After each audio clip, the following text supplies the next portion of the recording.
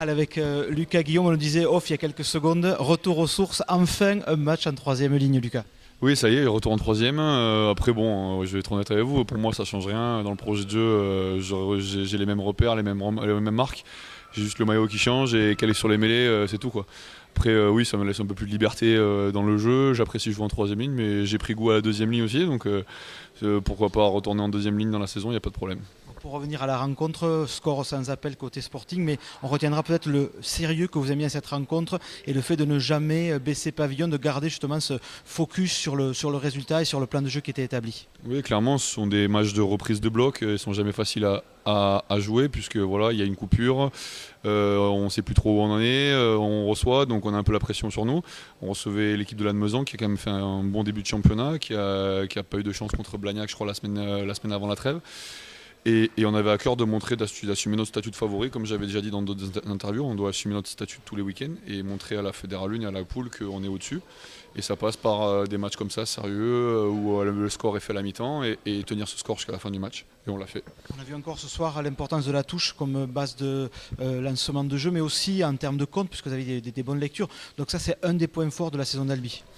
Oui, je pense que voilà, enfin moi à titre personnel c'est un secteur que j'apprécie énormément et je suis arrivé dans un club où voilà Arnaud était un joueur de touche aussi, Mathieu André, Vincent Calas, Gianni, on a des joueurs Simon Vérac, on a des joueurs qui aiment ce secteur-là, on s'en sort bien pour l'instant, ça nous réussit, on contre des ballons, ça permet de renverser la pression à des moments, donc on en profite, on travaille toutes les semaines dur là-dessus et bon ça paye tous les week-ends pour l'instant, donc voilà une fois de plus on construit quelque chose pour la fin de saison. Le moment important ce sera les phases finales et c'est à ce moment-là qu'il faudra être bon en touche aussi quoi. À titre personnel, on vous a vu très rapidement adopter ce jeu à Albi, c'est-à-dire dès vos premiers matchs vous étiez comme un poisson dans l'eau, donc la greffe a très vite pris. Oui, après une fois de plus, voilà, moi je suis un soldat, quand on m'explique les choses, je les assimile, je les apprends et c'est vrai que je suis arrivé dans un club où le système de jeu est agréable à jouer, me correspond.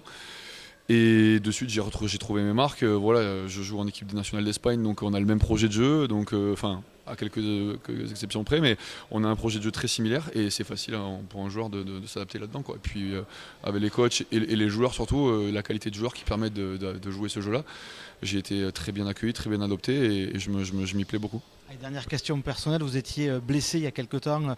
On peut avoir des nouvelles, comment vous sentez? Est-ce que tout est redevenu dans l'ordre? Oui, après c'est une blessure que je traîne depuis un moment et puis, il suffit d'un mauvais appui pour que l'entorse reparte. J'ai un ligament un petit peu abîmé, je sais que je dois faire attention.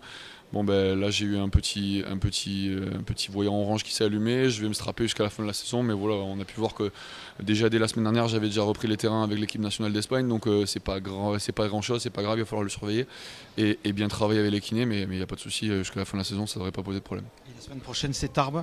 Est-ce que ça peut être un vrai tournant pour la saison du Sporting, ce match contre Tarbes? Je dirais pas que ça va être un tournant, mais une fois de plus on a un statut de leader à assumer, on va chez une grosse équipe qui va jouer.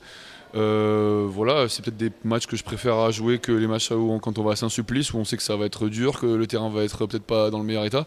C'est un match où j'espère qu'on va pouvoir jouer au rugby et j'espère que le meilleur sortira gagnant. En tout cas, on a des arguments à faire valoir. Maintenant, on va se frotter à une équipe très costaud, une équipe jeune qui envoie du jeu. Donc voilà, maintenant on peut être focus dessus et on a une bonne base de travail avec la saison et ce match contre Lannemezan aujourd'hui bien abouti. Merci Guillaume et bonne semaine de préparation. Merci à vous.